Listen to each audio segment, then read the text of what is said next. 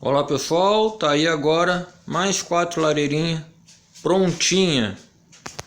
Tá com frio? Então te atira.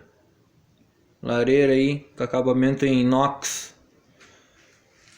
pronta para ir para o aconchego do teu lar.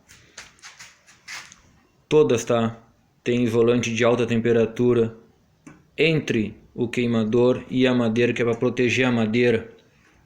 Dentro tem a manta de absorção para te dar economia no uso do etanol.